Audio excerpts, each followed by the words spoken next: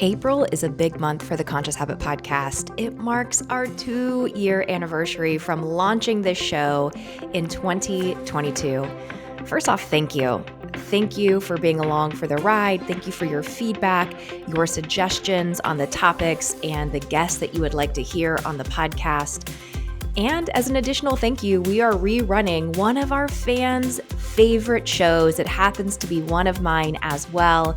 It is with New York Times bestselling author Cy Wakeman. Take a listen. When I walk out in the world, it's always going to be really messy, and I can't pass the test. What I can do is the more wisdom I forge, the more love I can walk through the world with. And so my goal no longer is passing the test. It is being able to bring as much love as possible for myself and others as I'm in the mess. You just heard from Cy Wakeman, New York Times bestselling author, leadership consultant, drama researcher, and overall badass. The work she does is so in tune with my approach to life and leadership, and I cannot tell you how pumped I was when she gave us a hell yes to coming on the show. And here in part 1 of our conversation, we focus on her most recent book, Life's Messy, Live Happy. And just like in the book, she shares some really raw emotions and deeply personal stories so that we, her audience, can learn from her hardships and understand the mindsets, the practices that she's developed to be able to walk through the world with love. Let's dive in. Okay, Conscious Habit listeners, I have to tell you, when I had the dream of having this podcast and I got together with the People Forward Network and I was like, okay, it's a hell yes, I'm all in. Let's do this Conscious Habit conversation. Number 1 on my list of people to interview was Cy Wakeman. And y'all, this is the power of the ask. Sometimes we create limitations where they do not exist. We create rules where they do not exist. And I just went all in and thought she'll either answer or she won't. And she sure as shit did. And here she is on the podcast. Cy Wakeman, welcome to the Conscious Habit podcast. Thank you, Amy. I'm so excited to be here. And it's wild as requests come in. My staff thinks I'm probably a little cray, like woo-woo. But I really read the energy of it. And I'm like, I'm in. They put him in front of me. So it was an easy yes.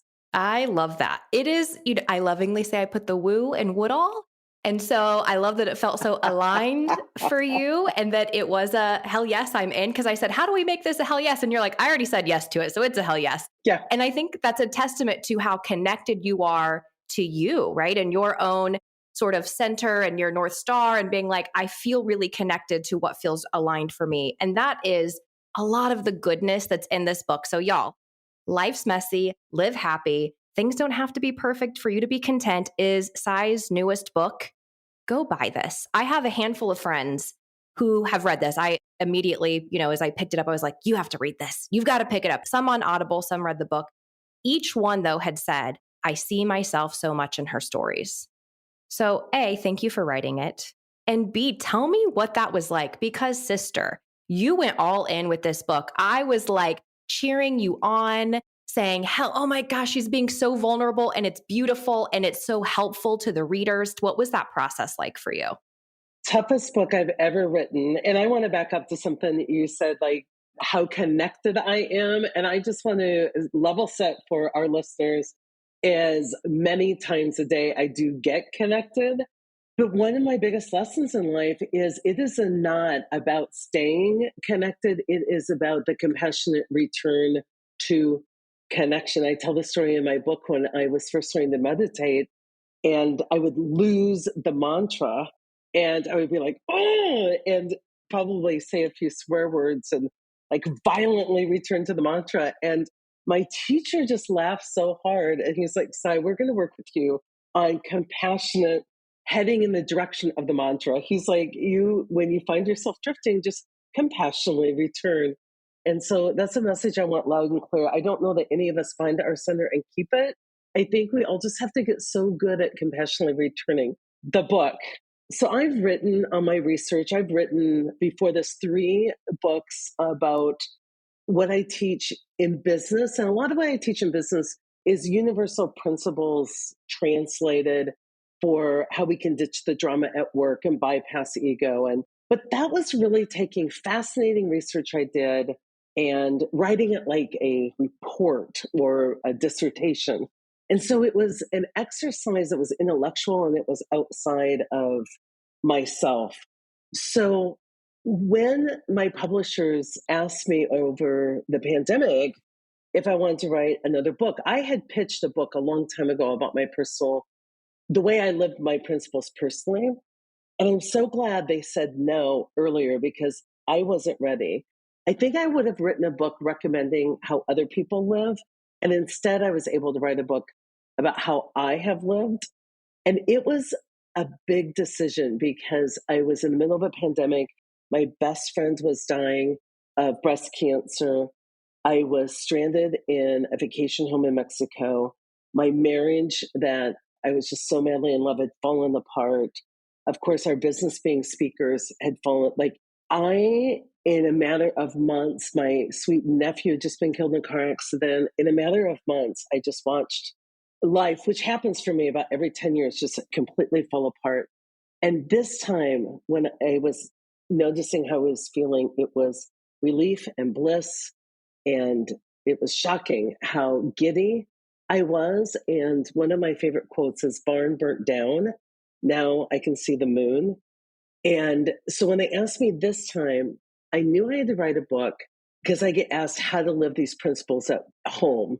But this was the hardest book to write because I didn't want a memoir. I didn't want a book about what's happened to me. I wanted a book that wasn't victim-y, that really got each thing that happened to me down to the cleanest place I could get it, where I just talked about my lesson from it. And so that took so much reflection.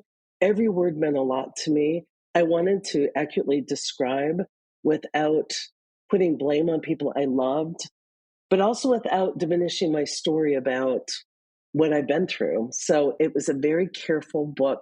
I had great support. I had a wonderful co-editor who kept saying, "Is it this or is it this? Like, tell me exactly." And it took so much reflection. Long answer. No, but I think as you read it, and I will tell you all about 15 times, go read the book. Maybe you can make it a drinking game. I don't know. You do you, whatever feels good and aligned for you. But as you're reading it, I think there's proof that you live what you talk about. I mean, how you do anything is how you do everything, right? So the principles that you get to teach. And I've always been so drawn to Sai because our work is very aligned. Like my life's mission is to teach as many people in the world how to own their shit as possible. Because through that is where they find peace and bliss and joy, and all of that stuff comes freedom. Freedom. But I think your book, there's so many levels of beauty in it. Your lessons didn't come just one thing that was like, wow, this radically changed me as a human. It's all the things, and it is a continuation and it is a journey, and it is lesson after lesson to come back to what you can control. And I love that you give many examples of where you're like, I don't live there. I go off of, what I know to be true, but I am committed to coming back and coming back and coming back. And so many of the lessons in my life, I got introduced to those lessons over and over and over again, deeper and deeper and deeper levels in my 20s and my 30s and my 40s and my 50s. And that's one of the messages I hope people take away from the book is like, you can't go inside and forge wisdom and then go out in life and ace the test. I think so many of us think that we ourselves are self-help projects. If I just do this course or master setting boundaries, then I will be able to walk in the world with never getting my heart broke and with things going well. Or we think we just need to organize our world differently. And neither is true. When I walk out in the world, it's always going to be really messy. And I can't pass the test. What I can do is the more wisdom I forge, the more love I can walk through the world with. And so my goal no longer is passing the test. It is being able to bring as much love as possible for myself and others as I'm in the mess. And that's what my wisdom and my lessons are about.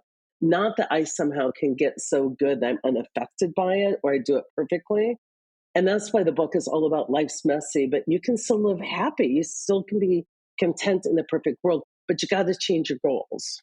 you shared sort of the you can find happy and be heartbroken, and you can find happy and feel lost, that it's not that happiness is the absence of heartache or challenge. It actually is proof that you're living. And I was like, man, she's living. Like everything she's been through, she's living. And I think that's a great reflection for all of us, is that heartache is proof we loved. Challenges are proof we're trying. Yeah. It is a part of the journey. It's not about getting to some place where we live in constant bliss. That is the afterlife. That's not the earthly life. Yeah. I think for some people, I still think it could be heaven on earth. It could be the earthly life if we question our thinking enough. But that was a big message for me because I see so many people get into duality and binary thinking. If I'm sad, then by definition, I'm not happy.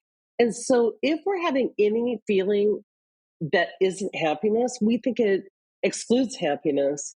And a whole different way of thinking is, and I wrote about in the book my favorite words. I have entire chapters on the words and given and how and has helped me. That when my heart was completely broken and my marriage ended and there was no way back, I either needed to abandon myself or in order not to be abandoned by him. Like it was something I could not do.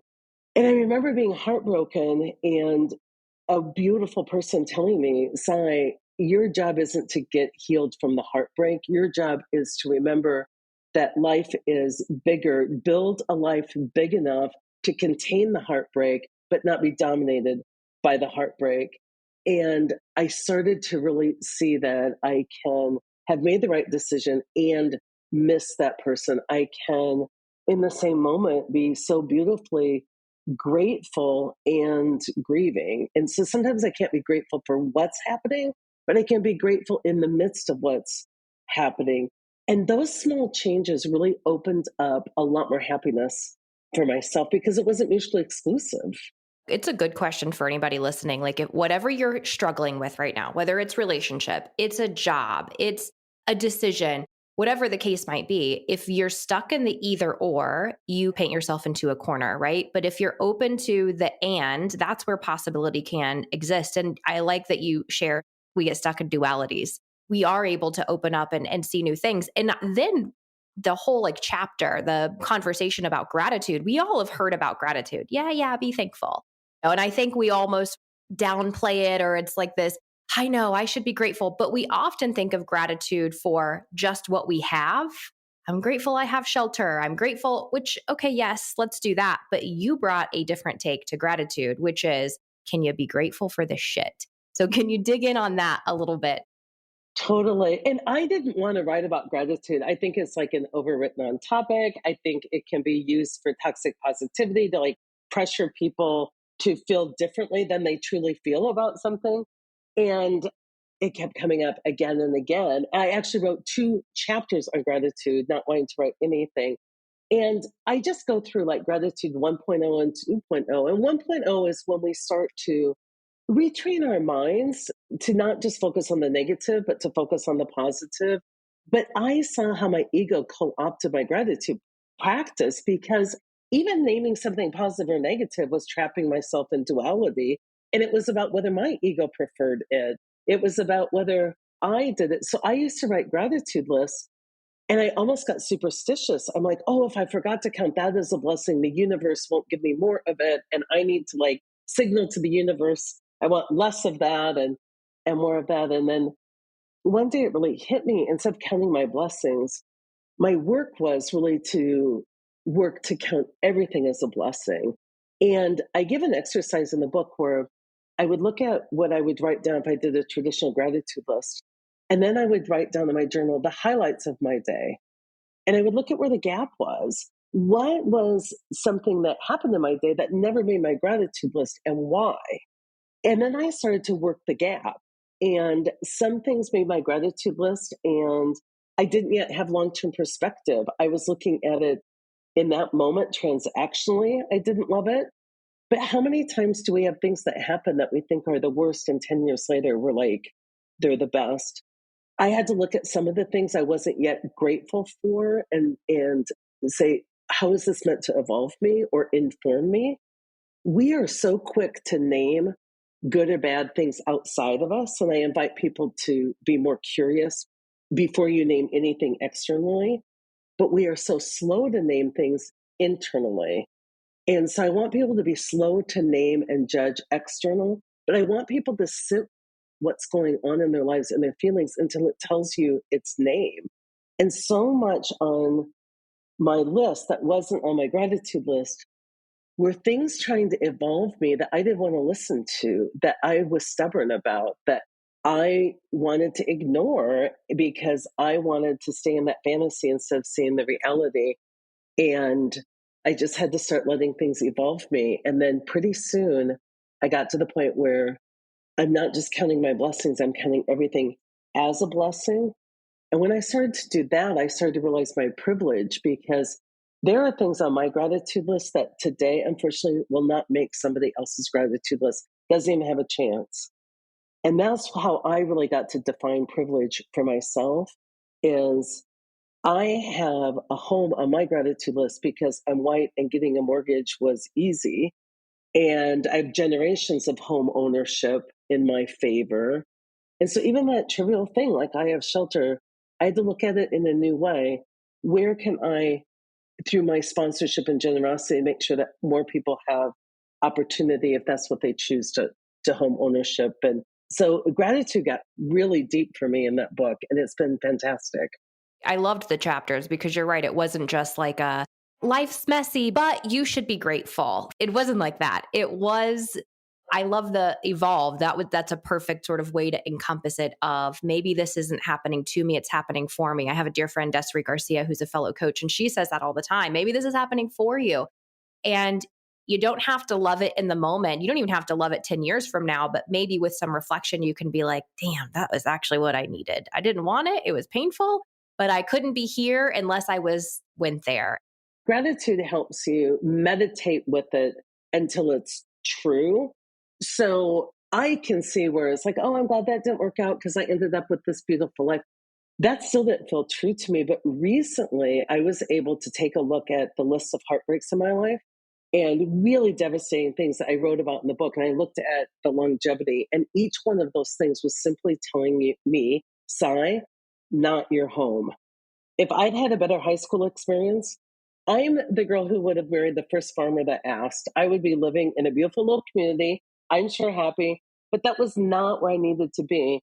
And my first marriage, not where I needed to be. My second marriage, clearly saying, you cannot stay here. This is not your home. And all those people saying, not your home, all that heartbreak led me and just delivered me to my current home in the Baja, which is beyond anything I could have imagined. But you can go back and even see heartbreak as just pointing you to where your destiny is. Well, and I think that if it's used incorrectly, we could almost hold ourselves down because we try to talk ourselves into it. And my core group of high vibe, like conscious ladies that I get a chance to mastermind with on a consistent basis, we often talk about the beauty of sitting in the shit. Letting it undo you. Yeah. It is like if you immediately try to say, I'm in a place I don't want to be, what can I do to get out of it? You rob yourself of the lesson you're meant to get because likely that place of the shit is some kind of pattern that has emerged in other areas before. And if we just forge on and try to problem solve through it, we don't get the lesson. We repeat the pattern in bigger and more worse ways. And then it gets harder and harder and harder. David White talks about the trouble you find is your trouble. It's meant for you. Sit with it. It's your trouble. It came looking for you. It's yours.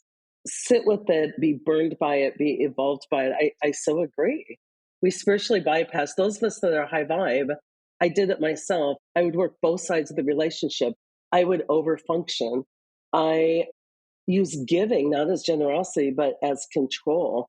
I was righteous in ways because I'm more evolved. My mom used to say, to whom much is given, much is expected. Take the high road. But I did that with a way that helped me ignore reality. And it just got more and more painful when I did that. is it Eckhart Tolle that talks about moving into spiritual ego? They're like, as soon as you think ego is over and you've become evolved, that's when spiritual ego creeps in. And we're sort of like, if you only knew what I knew, you could live a happy life. Yeah. So being able to balance that. And I liked that you shared, not in a preachy way. I will say that that's the gift of your vulnerability and you sharing your story is like, here's how I've used what I'm talking about. And people can take the lessons for what they will and not the book that you said I probably would have written 10 years ago, which is the you ought to, or you should. Not that you would have come off that way, but more of a, this would be helpful advice for you. So I can appreciate the, you eat your own lunch, if you will. For those of us that are trying to practice spiritual principles, you just can't get an A on this test because when I was having some difficulties in my marriage, I'm like, okay, he's my teacher. And every morning, as Byron Katie says, I would do a worksheet for breakfast and I would just be able to see how often that was just projection. And I would do the turnarounds. And she one day was talking and she said to me, Sai, you've gotten really good at making the best of a situation. And she gave me the example that if my only way to work was through an alley that maybe had IV drug users and people that were looking to steal from me and or were looking to harm me, and it was very dark, and I could walk through there and see compassion and love for others and see how like I am so like them in many ways. And she said, but if there's a new street that opens up that's beautifully lit, that is like very safe, why wouldn't you just take the new street? And I was a person that, as I would get into things, it would never dawn on me that I could take a different way to work. I was the overfunctioner where it was just like, no, we will have more conversations and we will do more counseling and I will study myself. And if you just look around you, what you need to know, the simple instructions is obvious. I remember walking into our bedroom and I was wondering, should I stay, should I go? And I had given him a beautiful hand inscribed book of a love story. And it was on his side of the bed with a coffee cup on it and a coffee ring on this beautiful book. And that was on top of a book that he had borrowed from the library like 5 years before and never returned. Super core value of mine. It's respect your books. And on my side of the bed was no less than 73 books. I am not kidding you. How to be a better wife. What are the love languages? Like, and when I looked at that discrepancy, I realized he had been telling me very honestly what our future was. I just didn't want that answer. I didn't want to believe him. I wanted to just believe I could make him something. I don't know what. He's a lovely person, but he's not my lovely person. And when I looked around, I was just like, oh my gosh, it is so obvious. If I Mm. get out of my head and out of trying to make things work and just, there's another way, I could have a beautiful, friction free life. What keeps me from choosing that? What childhood wound was I trying to fix in an adult relationship? That's what came to me out of that. That was a quote that I was like, wait, okay. It was sort of like that you can't heal your childhood wounds through your relationships or in your next relationship or Yeah. something of that nature. Do you think that's where people, if they're in the mode of I'm a self-help project or it's on me because, and I'm a big believer of own your stuff, but then learning how, where do the boundaries come from that? How much of it should you own? You can't own it for them, right? Yeah. So what is that conversation that is, I've done all I can do, and it is no longer on me to make this work, whether that's a job, whether that's a friendship, a relationship. What's sort of that process to where it goes, I'm going to own my stuff, but I'm also going to set some boundaries here? So I think it starts with owning yourself, but owning it differently. A lot of times we own ourselves with motive. Okay, I too was part of the problem. And now that I've owned that, you'll love me.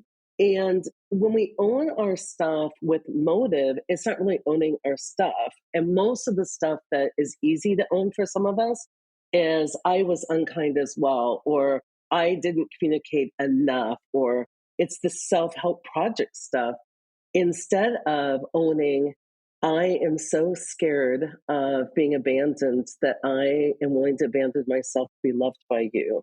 When you asked me to marry you, I didn't even ask me if I wanted to marry you. I just was so thrilled about being chosen that I said yes. And I didn't ask whether I could see a lovely life with you. I just was so thrilled somebody wanted me. That's the stuff that if you want to own that, you have to see reality clearly without judgment, but clearly, because we get into hyper accountability, owning things from a place of righteousness or superiority or expectation or motive. But when it comes to owning yourself, what we're not willing to own is how I am scared every day and I settle for things and I overgive and I call it generosity and I give help as a form of control rather than just giving, or I work daily to manipulate others' view of me so that they will like me. I just learned about myself to own my stuff. I don't like conflict so much that I get involved in conflict that hasn't even happened yet and isn't any of my business. I flew home yesterday. Somebody gets on a plane. They have a disastrous strategy for where to put their luggage. It's not going to work. The person putting it in is going to make that other person so mad because I saw how carefully she packed her hat up there. So none of this has anything to do with me. It's going to be their conflict. I'm just sitting drinking my water. Nope, I jump in to prevent the conflict and start rearranging things. And I'm like, oh my gosh, I need to own my stuff. Like, I am a busybody involved in other people's business.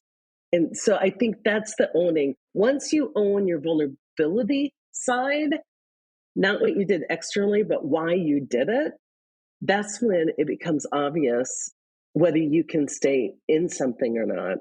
And then when it comes to saying boundaries, there's three people that you're saying boundaries with. One is the person who just didn't know.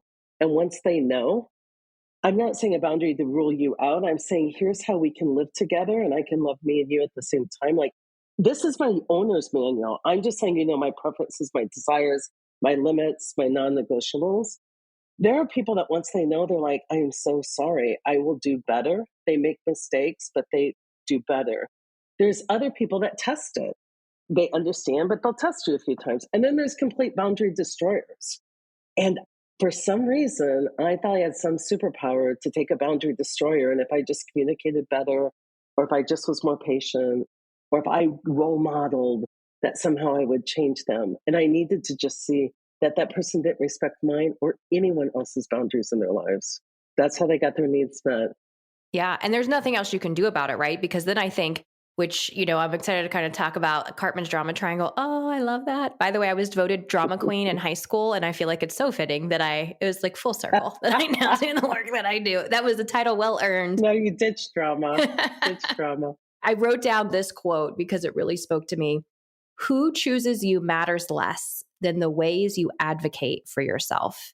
Yeah. And I was like, wow, that's a hold the phone. I'm like, my towels in my hair. I'm like running to find my remarkable to write this down, because I think we often, and you're right, this ownership is whole ownership of inside. Why does this frustrate me? Why did I react this way? Why is it hooking what it's hooking in me? What lesson can I get from this? It's learning how to own without expectation of the other person, but that doesn't mean without accountability. Yeah.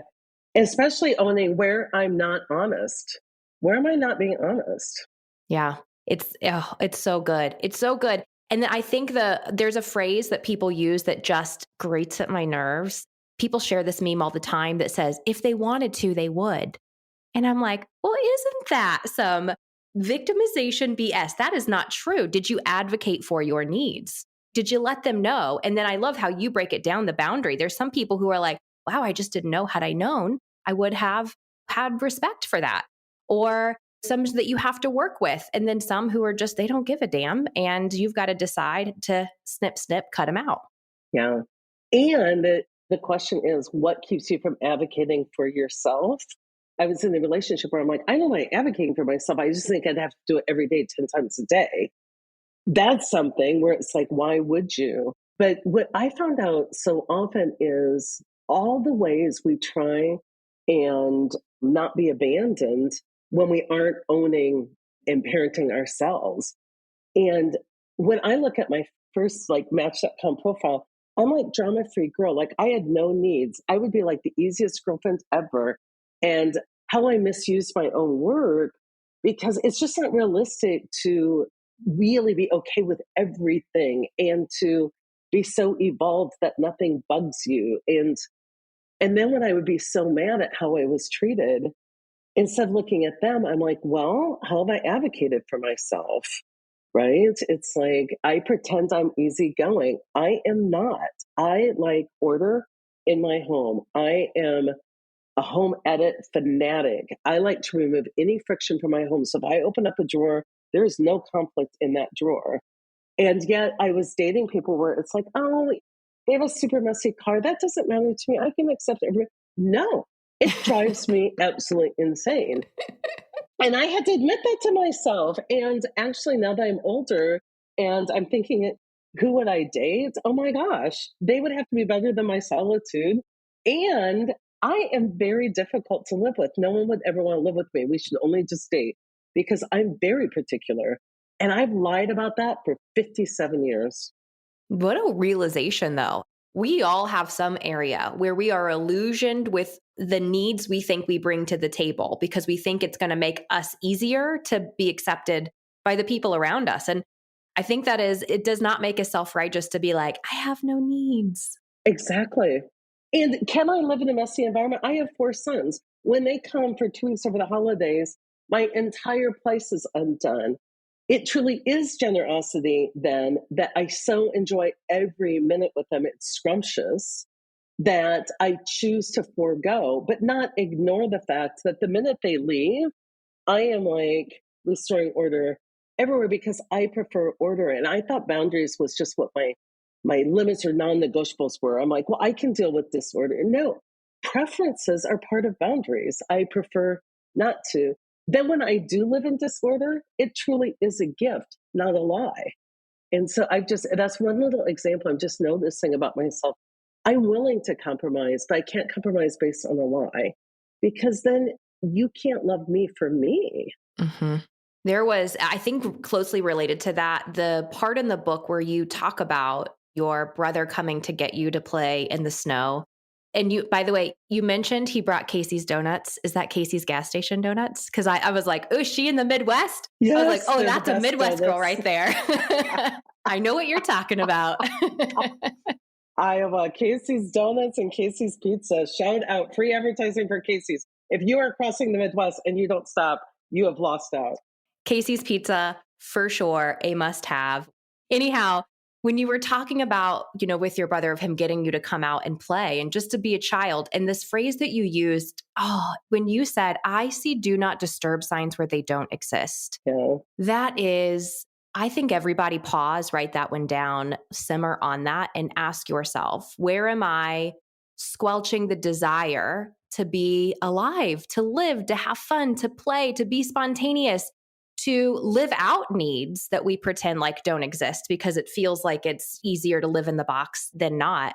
And man, that sounded like it was such a powerful, profound lesson for you. You want to dig into that? amazing. Yeah, it's absolutely changed my life.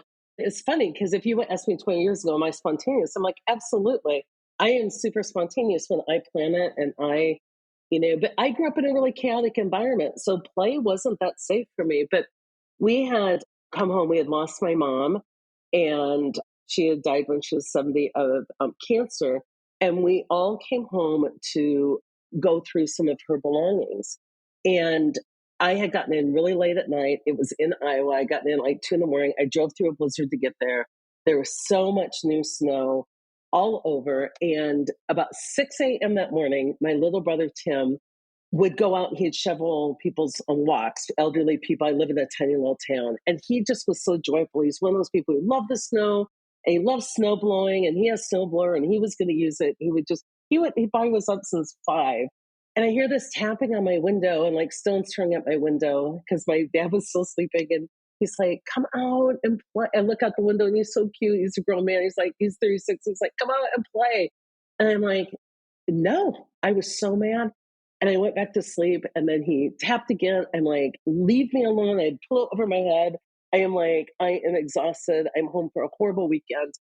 And then he came back with Casey's Donuts and he looked out there and he's like eating donuts in front of me. And I finally said, fine. So I put on like a trench coat and boots in my pajamas, came out because he was making snow angels, which we used to do as a kid. We went all over town that day. And we would go to neighbors' houses and we made snow angels. We had a blast. We went to breakfast. I was still in my pajamas at this little town cafe.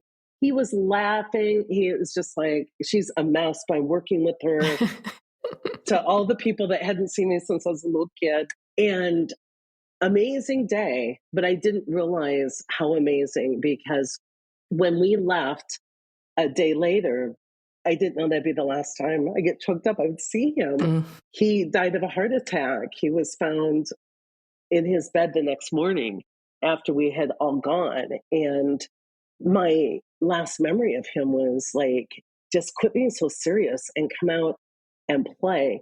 And he did something else I don't think I wrote in the book. We were in our hometown and he knocked on our home place where we all grew up. It had new owners and he knocked on the door that night. He was just spontaneous. He's like, I want to go see my new or my old room. And they were like, we don't know you, but come on in. I guess they knew him from high school, but he went and sat in his old room in the basement and hung out the night before he died. Like, Mm. Tim lived that way. He's like, why not? Go do it. Have fun. Be your last day on earth. So that was just a lovely story that really taught me, say yes. When people interrupt you, err on the side of saying yes. Yeah, it was, I have a feeling that phrase, first of all, I've already written it in like 2 posts. I've have it on my written down on my Remarkable. I'm like, it feels like it needs to be a sign in my office of, yeah, Liv, where do we create do not disturb signs? Where they do not exist. Not exist. And man, I think life is meant to be so much more joyful. Like, yes, it's messy, but do you ever watch, like, look at the NASA pictures that they post? It always blows my mind. It's like, oh, wow, there are trillions upon trillions of planets. And yet here we are, this little tiny, and I think my problems are so big, and they are at times. I'm not trying to minimize that, but perspective certainly helps me be like, this is supposed to be more fun than not. Yeah. And not only more fun than that, but it's like, how many times a day does the universe bring us snow angels and playing? And we're like, no, I do not want that. I would rather focus on this unsolvable problem right here that I've had for 3 years. And so, no, I'm not going out and doing snow angels. And I've just noticed so much in my life that things get done with or without me. So I used to think I had to be present to win. And so much of my team, like, I'll disappear for a week and things get done whether I touch them or not. And I'm just always amazed how over important I make myself in most of life and how under important I make myself in the fun of life. What people want from me is my presence and my spontaneity and my play. And what I grew up thinking the right thing to do is if I just stay and do good work and be a good girl, that somehow I'll have more control than I think. That was my illusion of control. And I even would say when things would work out, I'm like, I did everything right. I played by the rules. And I had a counselor laugh at me once. She's like, Sai, every time something doesn't work out, you say that as if you're making some deal with the universe. If you're a good girl, then you get what you want. And when you don't, you throw a fit. But what if you got what you needed and you have no control? I'm like, that's why I'm back in counseling. Oh, the illusion of control. It really was a delight to read. I'm going to have a second and third and fourth. I have a feeling that this is going to be a good reference guide. The way that it's broken down into the 3 different parts. And so I feel like it's going to be great when you need something to just recenter or a good lesson to go back and review. So anyone who's listening, Life's Messy, Live Happy, pick up Cy Wakeman's book. Cy, where's the best place that they can get your book? We're going to have it linked in the show notes as well. Thank you. It is sold at all booksellers worldwide. We love it when you also make a point to support our independent booksellers, your favorite regional, beautiful bookstore that supports so much free thinking in the world. But there's also the big ones, Target and Amazon and all those places. And join us on social media. We have great conversations. I'm at Cy Wakeman on LinkedIn and Instagram and Facebook. I put out a lot of content. We do LinkedIn Lives. We do just some great video content. But I wrote the book this time in self-contained chapters. They happen to be collected in 3 parts, but you don't need to read the book beginning to end. A single chapter will really speak to your heart. So I'm so grateful, Amy, that you're highlighting that for others. It really was a work of love. I'm very proud of the book because I told my own truth in the book. And I got to read for the first time my own audio. I've never had that with all my book contracts, that I got to read my own audio. And so it was very important to me to do that. I actually listened on Audible as well as have the book because I think there's something special when you get to hear the voice behind the book. I think I don't know, there's just sort of this special energy of hearing you bring it to life. And it was really, really well done. So thank you. You're welcome. Do we have time for a quick story about when I read the book? Yes, please. Yes. So you'll read in the book, I have a chapter on a sister that underwent a liver transplant that taught me about the difference between generosity and overgiving in my own life. And she had not had contact with me for quite some time. And when I was reading the book about her getting a liver transplant, I got a call that she had been hospitalized. They were going to discontinue life support. And so the day I got that call was the day I was reading that chapter. And the next day I talked about loving big and letting go and grief and death. And that was the day she passed. And so I just love the synchronicity in the universe that as I was paying homage to her and people I've had to let go of in my life, that was actually as she was transitioning. And so you'll hear some emotion in there. That's real emotion. That's what was happening at the time that I was in New York reading the audio for that book. So it's an interesting little way that things always seem to connect and come full circle. Before we wrap up our episode, here are my takeaways from Sai and how we can incorporate these just anywhere in life. Number 1, at the beginning of our conversation, Sai talked about the compassionate return to connection. I think it's an important reminder that, none of us are ever going to be perfect all the time. We cannot live consciously all the time. We are not Buddhist monks living on this mountainside. We have life, and life can be messy. But how quickly can we catch it and return to it with compassion for ourselves and for other people? Gosh, that makes all the difference in our ability to live happily through the mess. And number 2, one of Sai's favorite quotes is, "Barns burnt down, now I can see the moon." And she talks about how, in these hardships, that there's usually something good that we can find from it. And we don't always have to be grateful for everything. In fact, we don't have to use gratitude as a punishment, like, oh gosh, something bad happened. Let me immediately get rid of it and just be grateful for all the good I have. But we can seek gratitude in the midst of the challenge. Is there something good for me on the other side, even if I can't see it now? I think that type of faith and leaning in to the lesson is what helps us get better on the other side. And lastly, my favorite phrase from this book, I stopped it, rewound it, highlighted it. It is stuck on my brain, which is, we see do not disturb signs where they don't exist. How much are you holding yourself back from living in joy or happiness or going for the big thing or just experiencing life because we have these invisible do not disturb signs that we've plastered everywhere? And that story she shared about the last moments with her brother just really stuck with me of, gosh, life is short. Enjoy the hell out of it. Remember, this is only part 1 of our conversation. We have part 2 dropping in November, so make sure that you're subscribed so that you can listen in on that. Go check out Sai's recent book, Life's Messy, Live Happy, and grab No Ego if you don't have it. That book is what really had me falling in love with the work that Sai does. I recommend it to my clients all the time. It's a great book for teaching us how to navigate drama in the workplace and honestly, in our lives. And just for fun, we threw in a little Ask Sai segment. I had a chance to pick her brain, right? I had to figure out, hey, what are your mindfulness practices? And tell me what books you can't live without. So find out what is on the headboard full of books with page after page of poetry, spirituality, and fiction. Thanks for listening to the Conscious Habit Podcast. If you dug this episode, we'd love it if you would subscribe, rate, and review this podcast. And if you're into this consciousness thing, if you like this conversation and you want to meet more like-minded people, head on over to Facebook and join the Conscious Habit community. Until next time, do the world a favor and go love yourself.